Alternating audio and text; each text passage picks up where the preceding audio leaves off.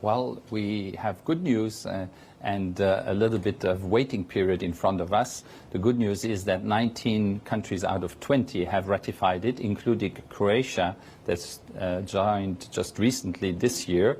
And we're waiting for Italy to do the ratification. We're working hard to convince them to do so, and there's a procedure going on. Obviously, Italy is a sovereign country, but Italy has committed to do it, and we bitterly need it because in these uncertain times with high volatility, with geopolitical conflicts, it is very important that we can ensure that the new ESM with the new treaty can enter into force, especially because we have there a backstop. That means an additional safety net to the single resolution fund of the banks.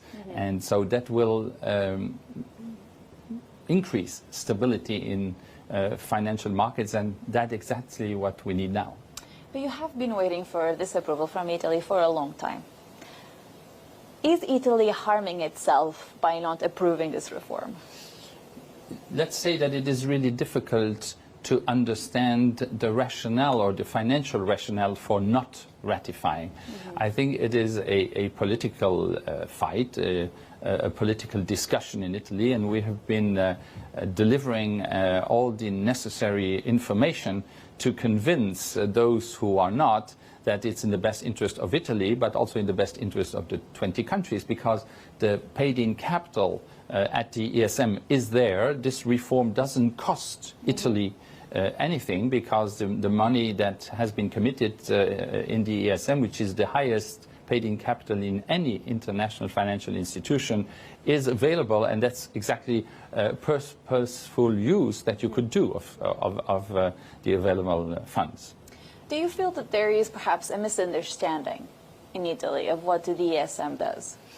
Well, let's face it, the ESM has been used in the past to help 5 countries that really had huge economic and financial problems, and they received the help of the ESM. Fortunately, the ESM was there with a whole lot of conditions and programs that needed to be implemented, which were seen as tough, but that have produced good results. If you look at the beneficiary member states, the 5 countries that received support by the ESM, they have now a growth rate that is higher than the average of the euro area, for one. And second, a country like Greece now recently received investment grade by one rating agency, and Cyprus is now investment grade by all rating agencies. So it proves that the system works.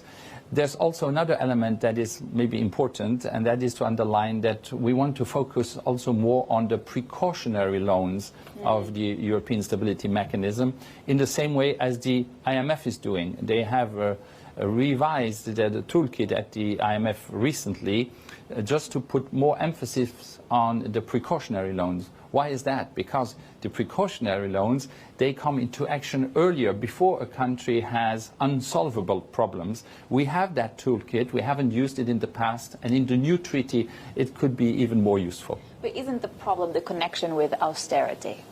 True. True, the connection with austerity programs, and that's why exactly the precautionary loans can be triggered also with conditions but far less harsh, that will probably not stifle the growth of the country.